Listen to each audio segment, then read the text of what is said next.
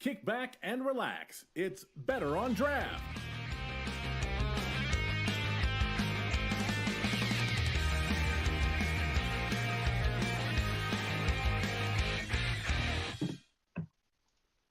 We are live, episode 259, Better on Draft podcast. My name is Ken. Thank you so much for joining us. It is a hot day here in Michigan, but I am excited to drink some of the amazing beers that I have right next to me, compliments of our guests today. But let's go around real quick. Let's see what everyone else is drinking, starting with Wendy. Wendy, what do you got to drink? I am drinking a Two Roots Straight Drink IPA. It's got a nice color, good flavor.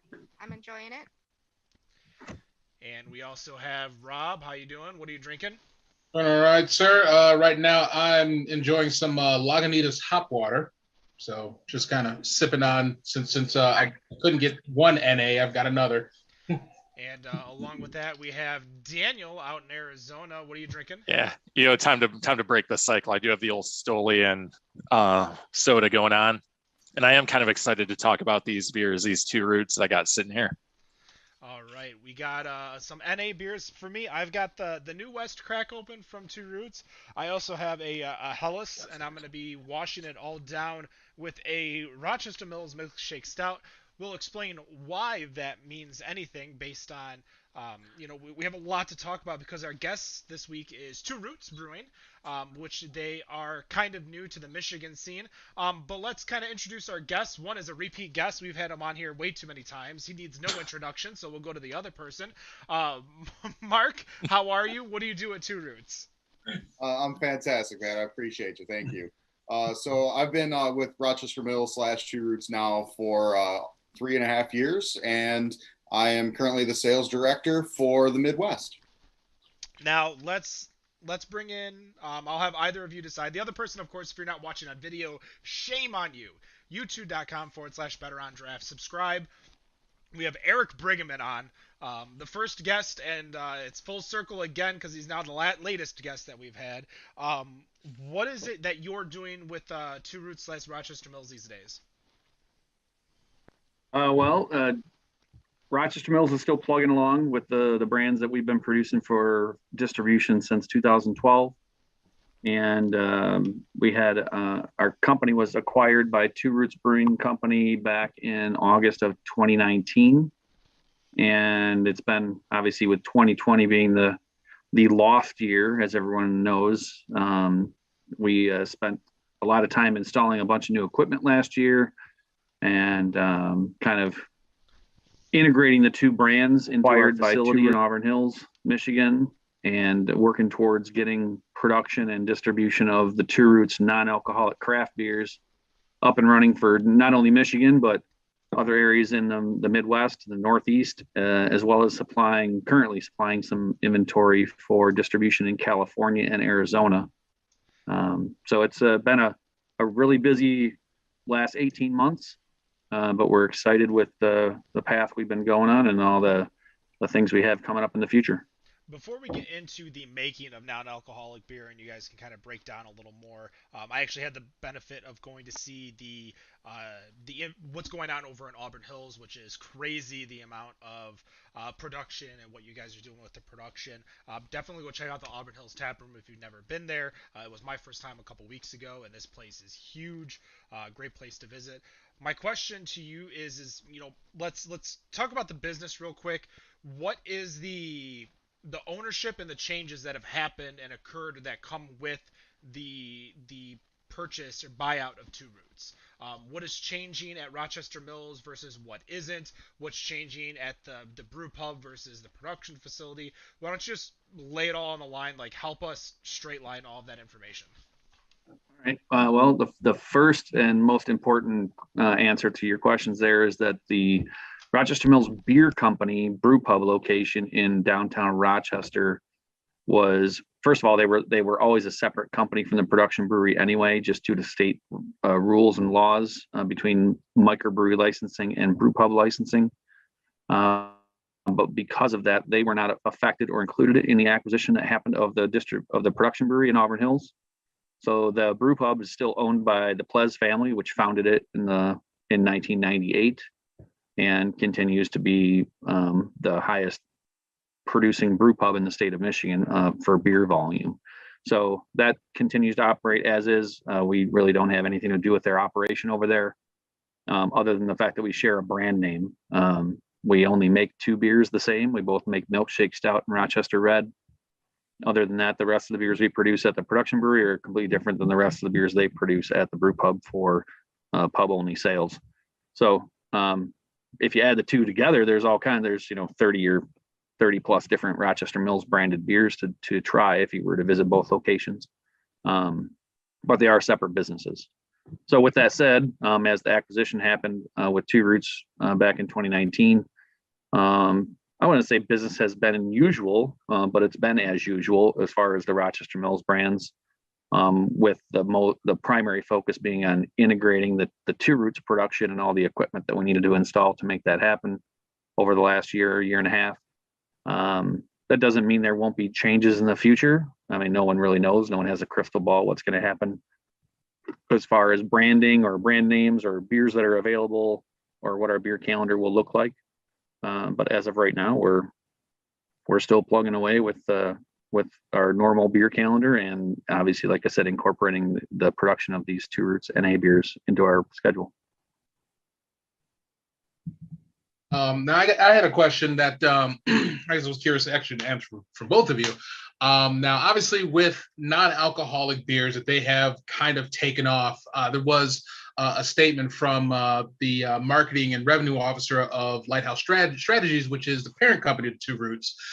He had said that non-alcoholic beer continues its fast rise in popularity, and the consumer response to our entire product portfolio has been nothing short of exceptional. Now, with this segment, I saw that there was this stat that said, according to Nielsen, 66% of U.S. adults aged 21 to 34 are consciously reducing their alcohol intake. Thankfully, I am not in that demographic. But for me not being in that demographic, those of us that enjoy our 10%ers, our hazies, our pale ales, give me the pitch to get me to move over to the light side, so to speak. Well, I'm going to throw this one at Mark. Mark's going to be the pitch guy for you on this one. And besides, I think you pulled a bunch of those stats out of your ass, but. Well, I will say what it's online. It's online. I got to believe it if it's online. Of course. It means it's true. You got to believe everything you see. Absolutely. I mean, you're not far off, Rob. There's no secret that millennials are switching, right? They're actively trying to consume less. The message that we're trying to get out there too, though, is that, we're not just about the guy or a girl that only wants non-alc beer. That's not necessarily the play all the time. I'll give you a case in point. I'm sure some of you guys are familiar with Ale Mary's in Royal Oak, right? Yep. So sitting at Ale Mary's last night and having dinner with one of my buddies, and I'm sitting there, I was sipping a really nice bourbon, William McKenna 25 year. It was fantastic. So I sit there and I'm sipping on my bourbon, and then I order a non-alc beer. And then after I have my non-alc beer, I ordered another bourbon. And the bartender, kind of gives me a funny eye or whatever, how come you're switching back and forth? So really it's no different than drinking a water, right? But I'm not losing the sociability aspect of it. I'm still sitting there. I'm active in the conversation. I'm having a beer. But at the end of the day, from a responsibility standpoint, I have a better opportunity to be safe to drive home after my time spent at the bar. If I mix in 2 non-alc beers with 2 beers, now I only had 2 beers worth of alcohol, but I had 4 beers worth of sociability. Does that make sense? That makes sense, definitely. And I could see, and plus the bourbon choice right on there. Right. and I guess I would I kind of feel like personally for myself, I would say that if going to some place like Ale Mary's or, for those of us that are in the area as well as One Eyed Betty's, if I were to go there for brunch and I want to have that taste of beer, but I don't want to have beer, that might be something that would sit well during brunch, especially when I'm around family that's going to be judging me for having beer so damn early in the day. So there is that. Shame on those people for judging you. I agree. Yeah, there's so many different angles you can take to it, but at the end of the day, really, it's about healthier decisions. Not only healthy, like from a health standpoint, but also a healthy decision in terms of life choices, right? There's multiple ways that you can spin this. That the non-alc beer scene fits into pretty much anything you're wanting to do. You know, you want to go mountain biking, hiking, kayaking.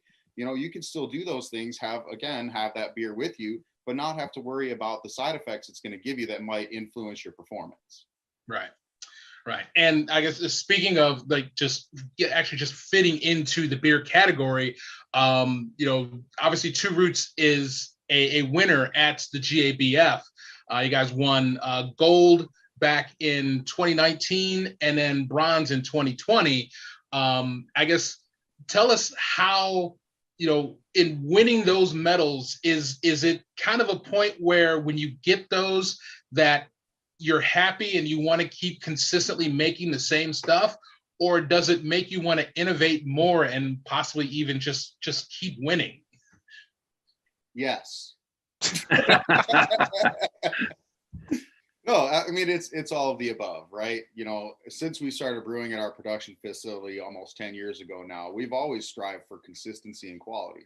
You know, there's no mistake in that. And I think every brewery in the world could agree that that's what they're shooting for, right?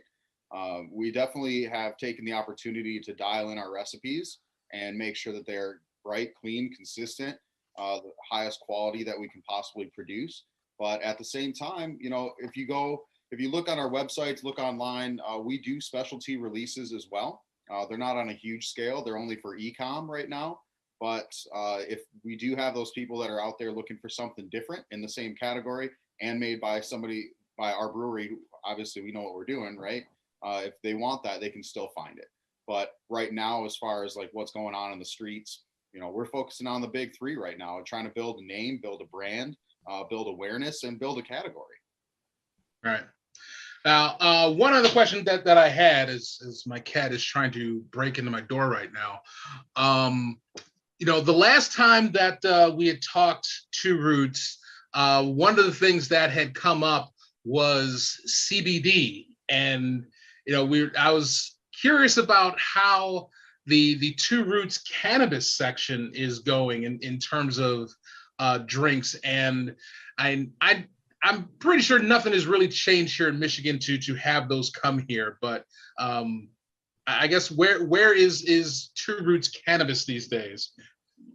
I'm going to pass that to my legal counsel, Eric. Let me see if I can make up an answer for you. Right now, the only area I believe that you can get the Two Roots infused beverages is in Nevada, in Las Vegas. They do have some involvement with different dispensaries and other things there where you can get those infused beverages, and they still produce those. I don't want to say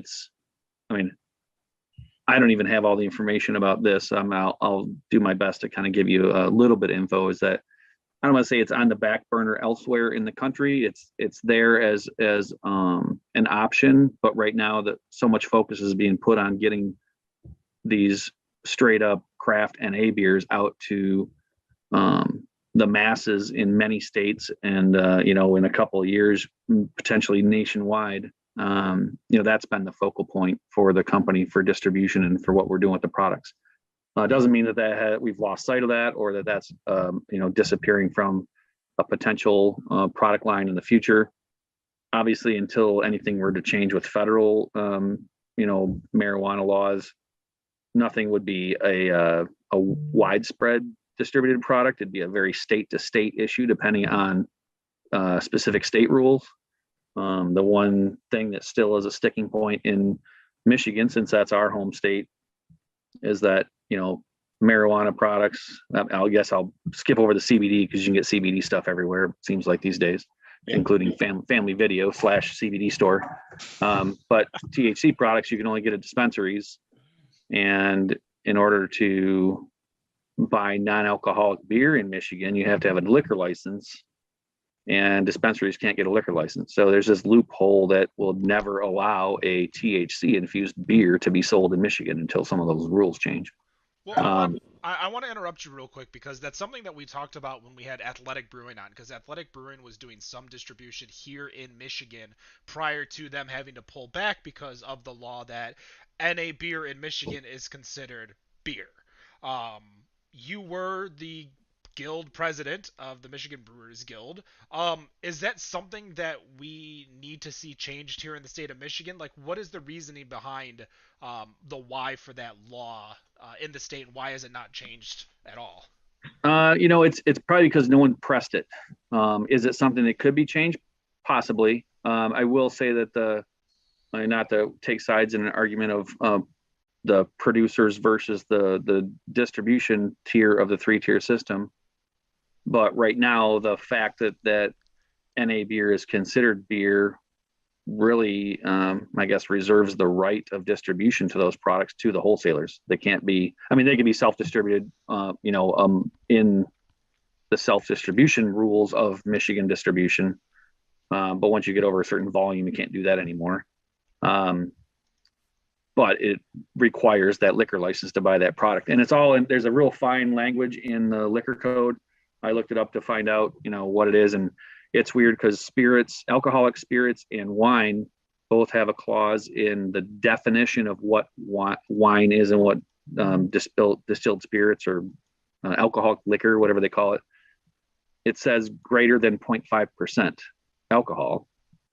And on the beer definition excludes that phrase out of the 3 different types of alcohol. So for some reason, it's not in there. My guess is it wasn't accidental. The liquor control code doesn't have many accidental things in there. But because that's not written into the definition of what beer is, it's something that's produced by fermentation, and that's all it says. With some other language in there. But our non-alcoholic beer is fully fermented alcoholic beer that then has the alcohol removed. And so it then classifies as beer. So until that language were to change, that rule wouldn't change. So we would have to, try and find some sort of co-sponsors in the legislation and see if that would fly to a certain degree up against the beer and wine wholesalers. Hopefully that answers your question. No, I appreciate that because we have been seeing a lot of updated liquor laws for liquor, wine, beer within the state of Michigan for the past couple years, some temporary, some permanent. I know like Pauline Wenzel has been doing a lot over on the west side of the state trying to get more and more updated laws to help promote the industry itself. We just had the law regarding spirits, wine, and beer all in the same place and being able to sell it all in the same place where you make it, hoping that fixes the issue of me when I was up this past weekend in Traverse City at Mammoth Distilling, and there's a workshop literally right next door. They're just divided by a little hallway, and you want to drink a beer at the distillery or probably want to drink, one of those amazing whiskeys that I had over at the distillery, over at workshop. So I'm hoping things like this can just kind of get fixed as we continue. I know Wendy has a question. I kind of cut her off because I know she was going to ask one, but Wendy, go on. Well, I want to know a little bit more about the removing of the alcohol process because I think a lot of people are like, what? Well, first of all, I'm going to apologize to Mark because I told him I was going to let him do all the talking on this show. I was just here for some minor technical support, and I feel like I've been talking the whole time. That's we're casual, right? It don't matter. That's right. He was busy earlier just dropping names like Glenn McKenna 25, just like it's like, all right. I'm waiting for him to pick up one of those guitars in the back and start playing us a song. But I haven't written the Two Roots jingle yet. I will perform it live on this show as its first release. How about that? Nice. That sounds like you're asking for a callback. So Wendy, to answer your question, there are multiple ways to make non-alcoholic beer. I am definitely not an expert in any single one of them, let alone all of them. But the method that we use here for Two Roots is it's a steam distillation process, or a vacuum distillation process, I should say. And so it takes fully fermented beer, distills the alcohol out of the beer under a vacuum, which means that it doesn't have to be heated as high as it would be for normal distillation. So that's one of the benefits is you're not exposing the beer to extreme heat like you would be for normal distilling. And then the state-of-the-art machine that we have that's from a company called API in Germany. It's the same company that makes the plant that does the Heineken 0.0, a bunch of other big breweries that use this same machine basically all over the world. It also has the capability to kind of recapture some aromatics that are lost in that process and reintroduce them back into the finished beer, to kind of, I guess, aid in the flavor stability or to get the flavor back to tasting like real beer, which that's kind of been the complaint, I think, of NA beer all along, is that it doesn't taste like beer. It tastes like something that you don't want to drink. And so that technology has allowed us to put out what we feel is, some of the best tasting NA beer out there.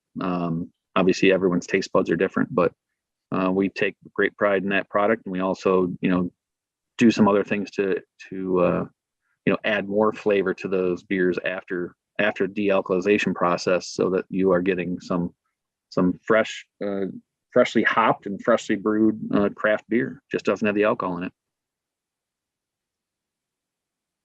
So I was online looking at the different flavors and stuff that you guys have with the different beers. And so I'm drinking the straight drink. And Ken, you have the New West. I just cashed the Hellas, Okay. which is amazing. That's Definitely, the one I'm gonna open next. yeah, definitely a drink that I will love to have.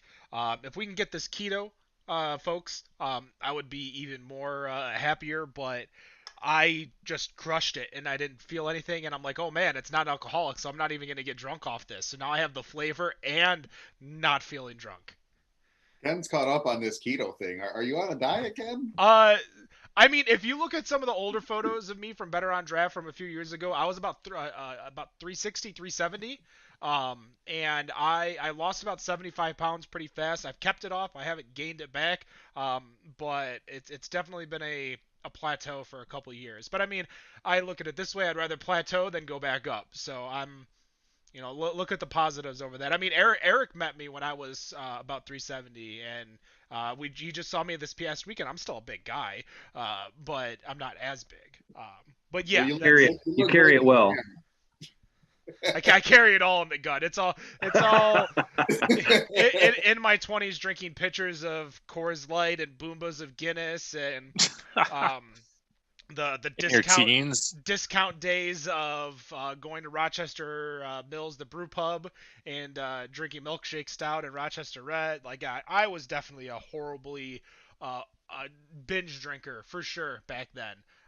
But I think as I found flavorful drinks, it stopped me from wanting to overindulge because I want to sip and enjoy. But Wendy, you might want to ask your question again, because I'm drinking the Hellas. I'm now into the IPA New West.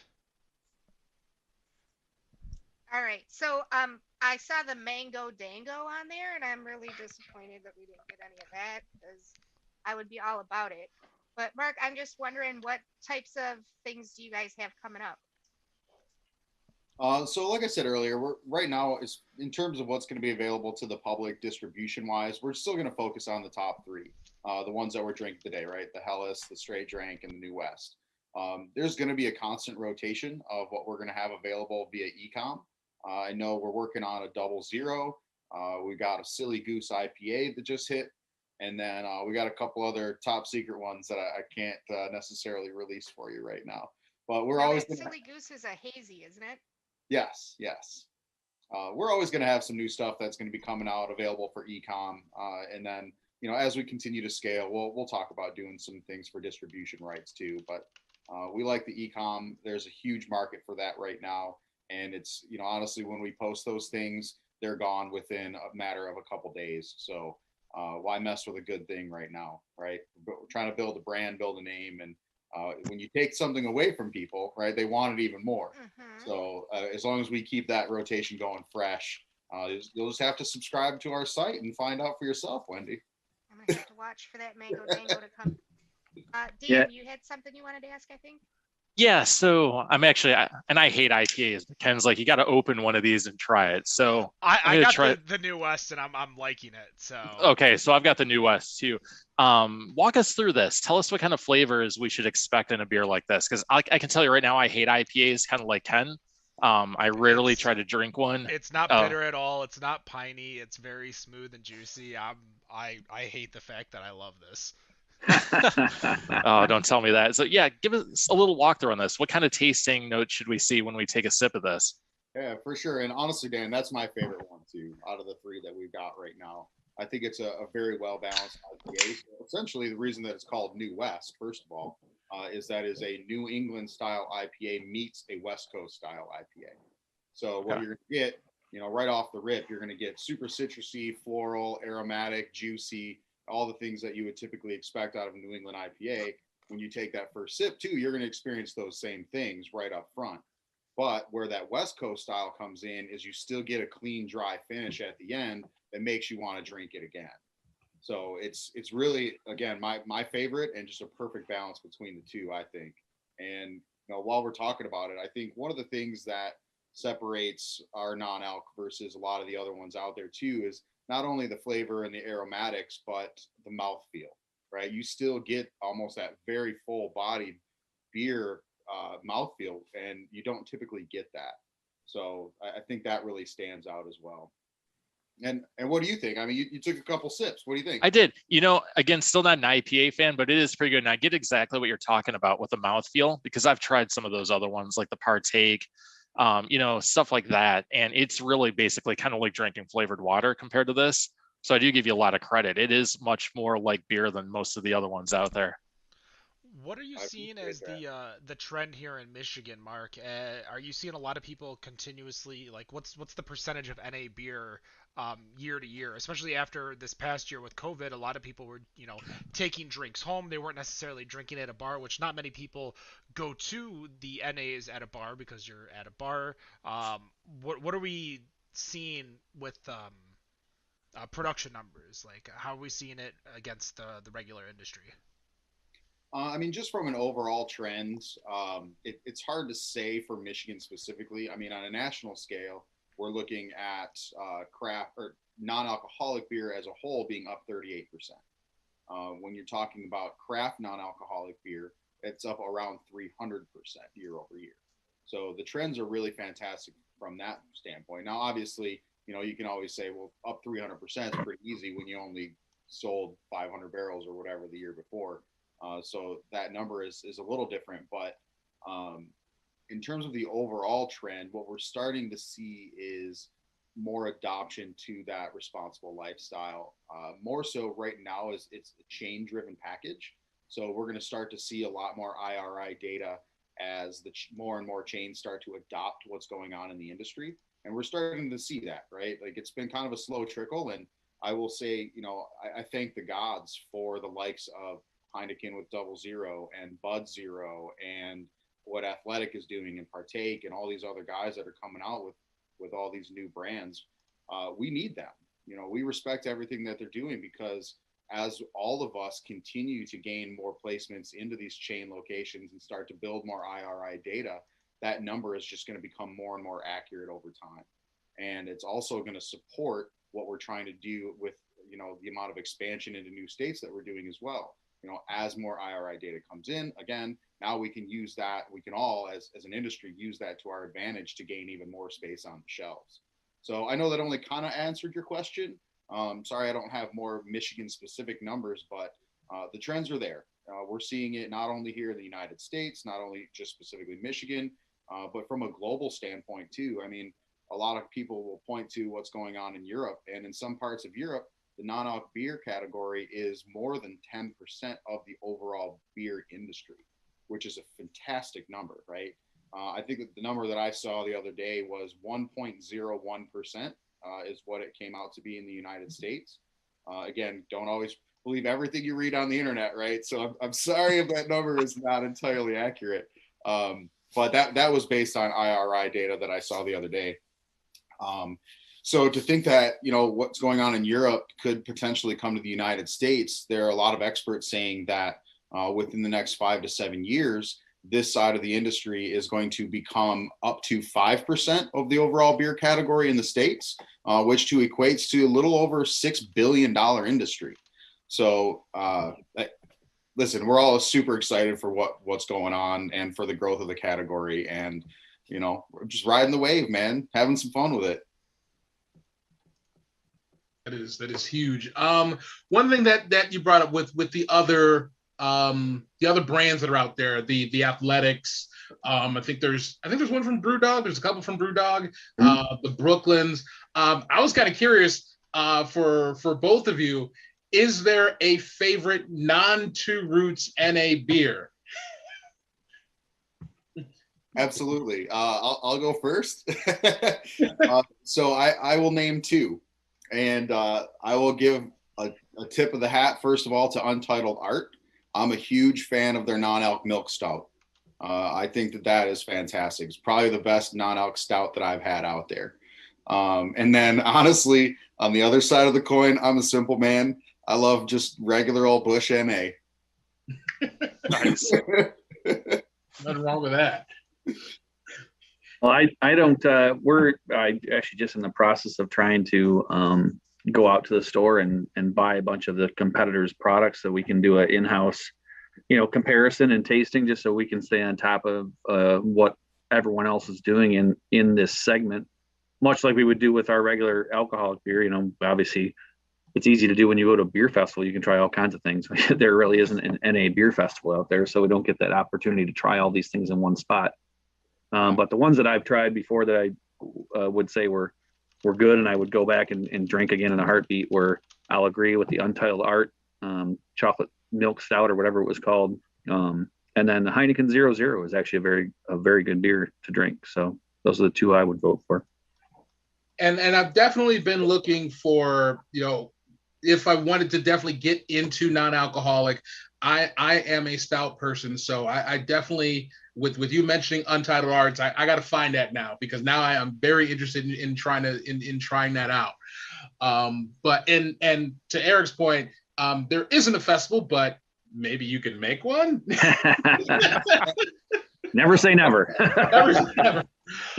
So one of the things that I had was that obviously this year there's been a couple more states that have been added to distribution footprint, with Massachusetts back in February. You guys added Arizona back in May. I guess in total, according to your site store locator, that brings it up to 6.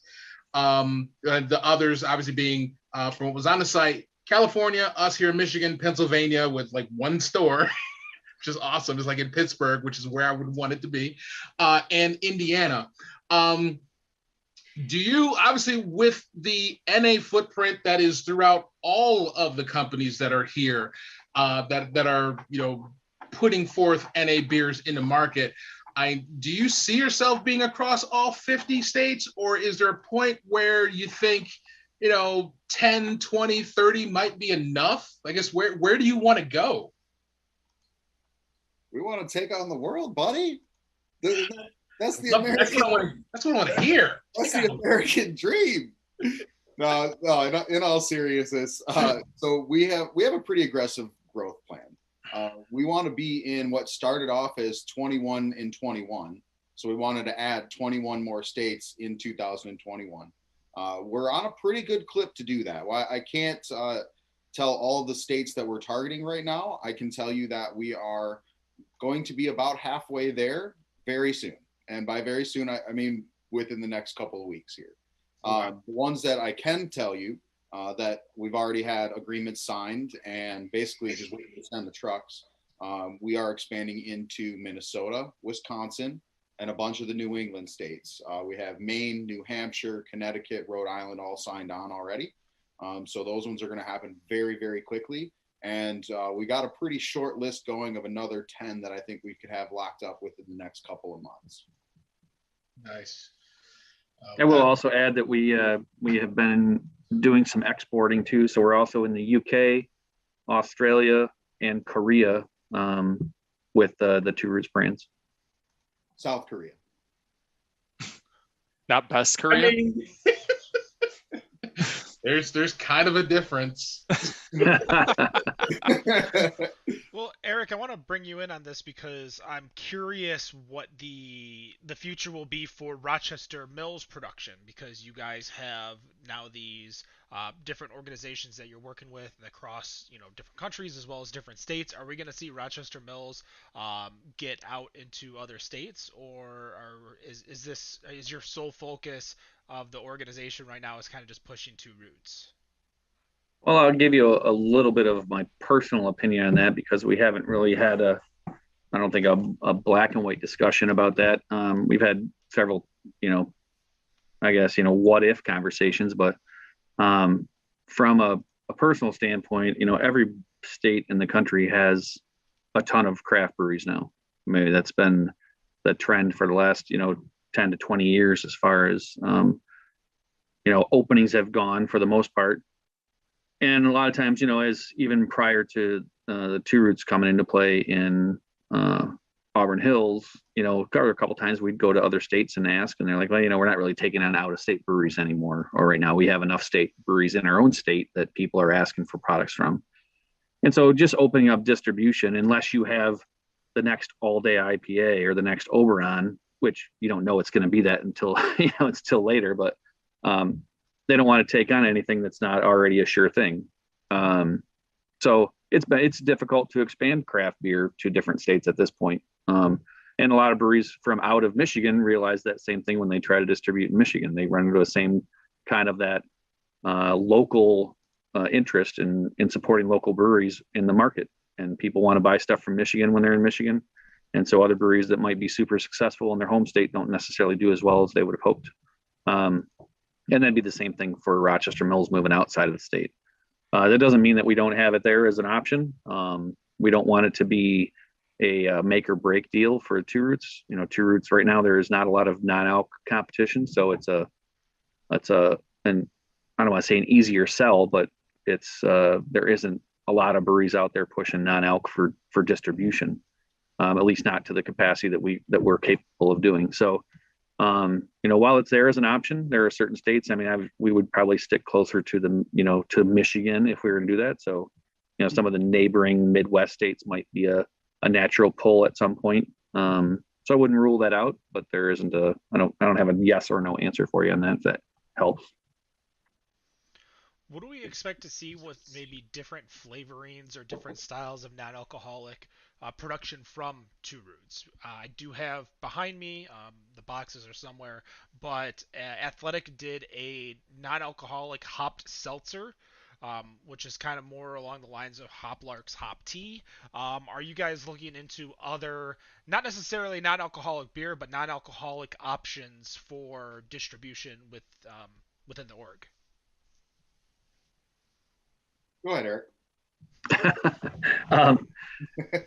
To short answer, yes, we're looking at different options, and we're going to be hopefully dedicating some time and effort to some regular specialty releases on a regular basis, whether it's a new beer every month or not. I don't know how frequently we'll be able to come out with those.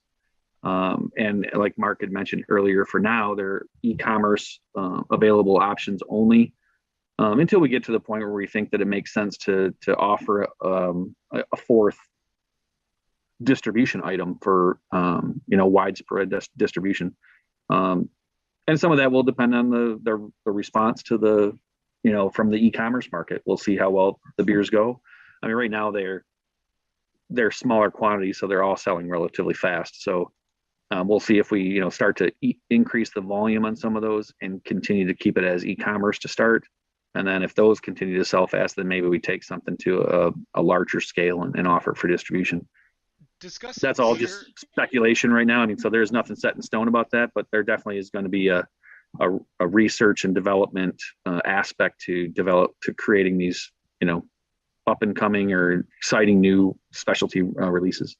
And that being said too, Eric, I'll just add one other thing. Under our parent umbrella of Lighthouse Strategies, they have other avenues too. So there are teas and waters and topicals and other types of products that still fall not under the Two Roots name, but I just mean under the parent company umbrella.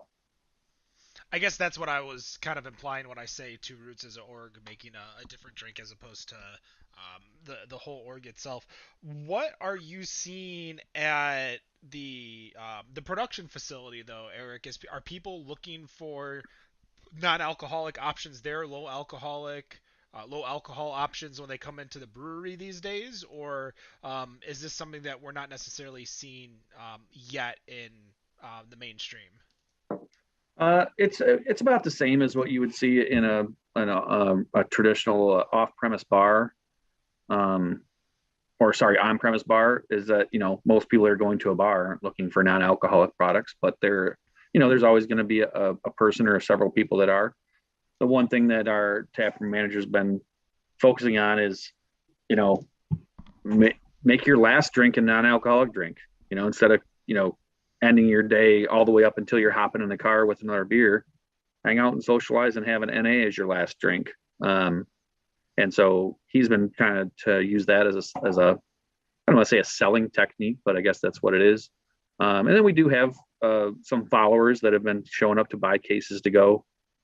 So it's definitely selling. It's not, obviously it doesn't sell as well or as in the volumes that the alcoholic beer does, that people are coming to a bar to consume most of the time, but it's been growing. I mean, obviously it was, little to nothing to start with. And now it's, there's several cases every week that we have to move into our taproom inventory. So we definitely see some growth, and some of that's just, word of mouth and knowing you can get it there and educating the people that it's available for sale.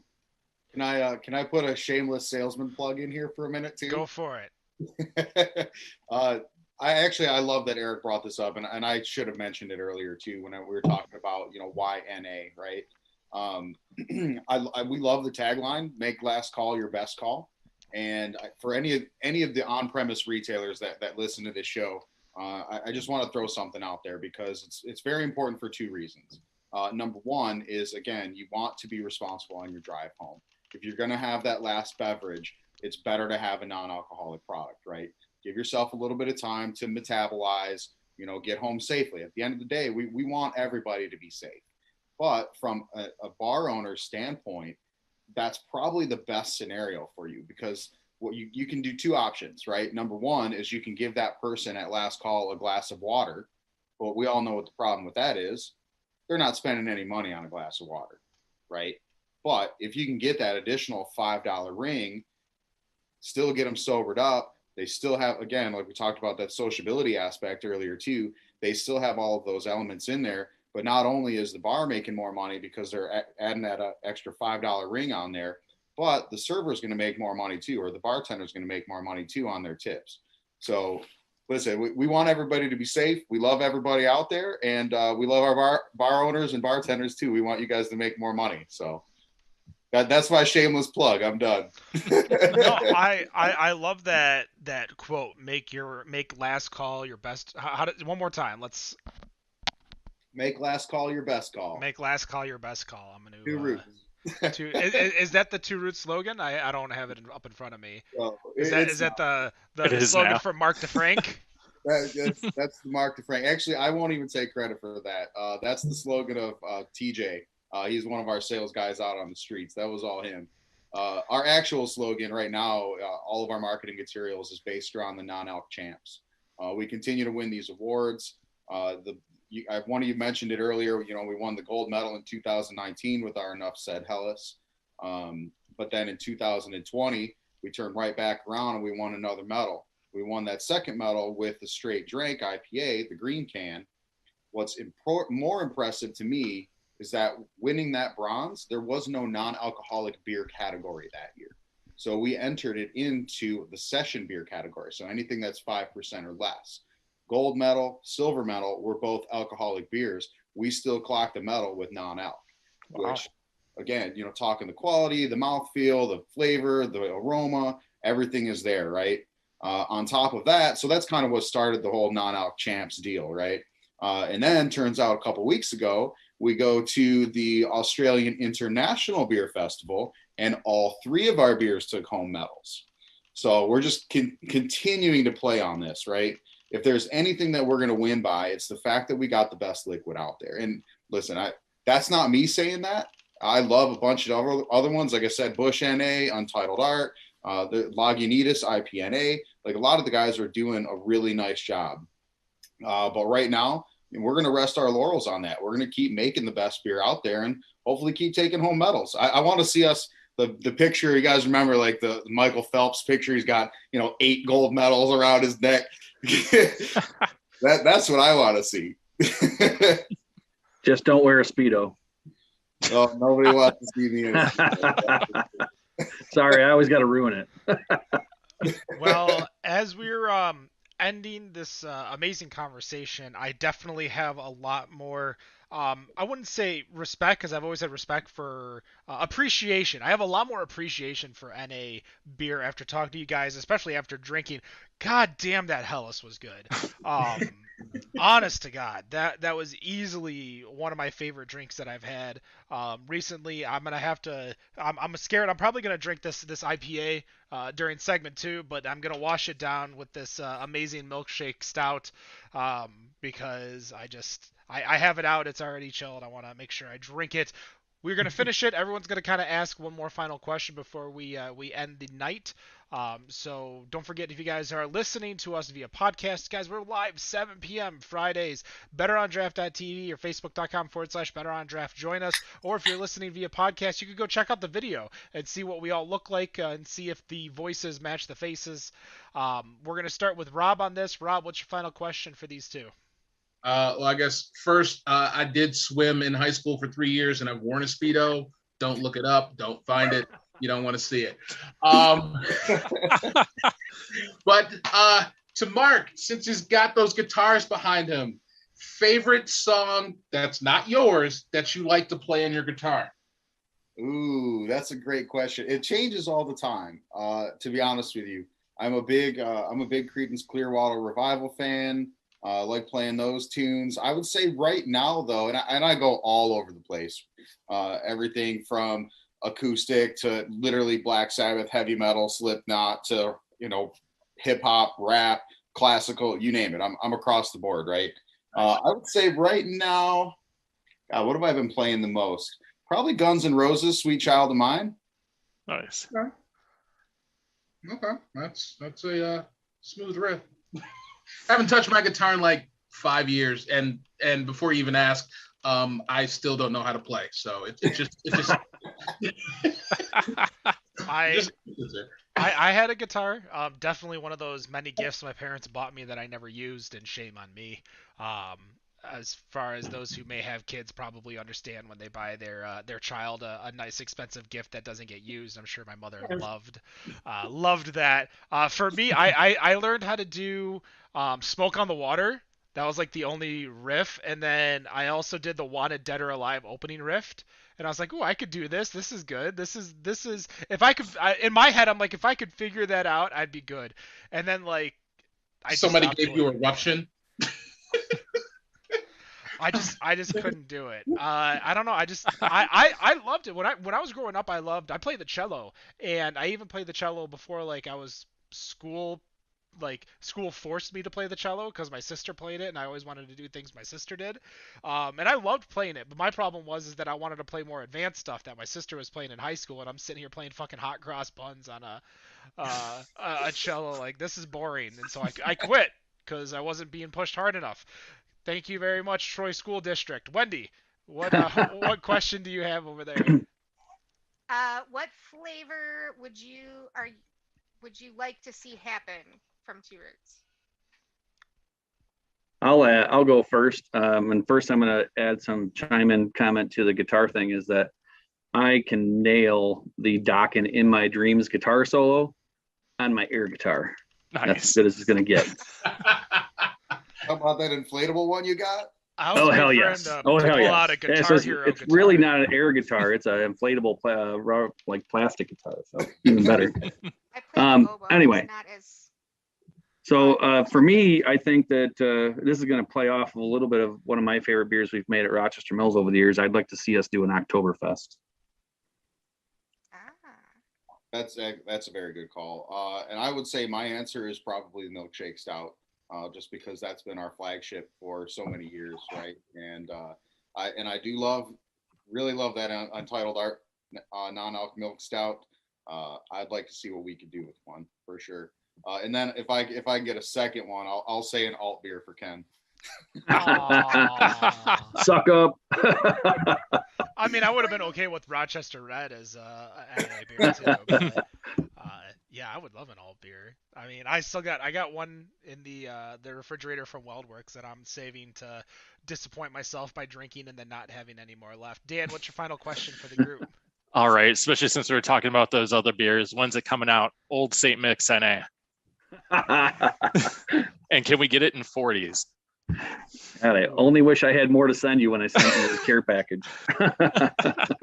You send them those mini paper bags too. Yeah. All right. Well, I will finish it with a very, simple, relaxing question. What I kind of want you guys to guess, because you guys are in the industry, you guys are in tune with the industry, because obviously you have to know between, the non-alcoholic and the alcoholic. For beer, wine, liquor, what is, according to the Michigan beer map, the Michigan Brewery Map app, if you go to mibeermap.com, which is a free app for you to download and find every single open brewery in the state of Michigan, including making sure you don't accidentally show up to like a production facility that is not open to the public. How many open breweries do we have currently in the state of Michigan? So Eric probably knows the answer to that one. So No, I don't. I'm going to make a guess. Are you talking about licenses, or you said actually open? Actually open, serving beer to customers. 373. 285. I said open, not Brewers Guild only. 376 Wow, good. Good See, guess. I wasn't even close. is the correct answer, including, not including because they haven't been open yet, but Dog and Pony Show, which I know is opening soon. Of course, our sponsor North Center Brewing is on that list, and you can find a lot of these beers, including Rochester Mills beer over at Zatuna Liquor in Rochester Hills. Guys, thank you so much for taking the time out of your day to chat with us. Eric, I'm sure you're just going to go hop over to the production facility and get yourself a beer on draft, because we know it's let's try that one more time. You're going to get a beer on draft, because no matter what you think of your beer, we think it's Better on draft. Have a good night.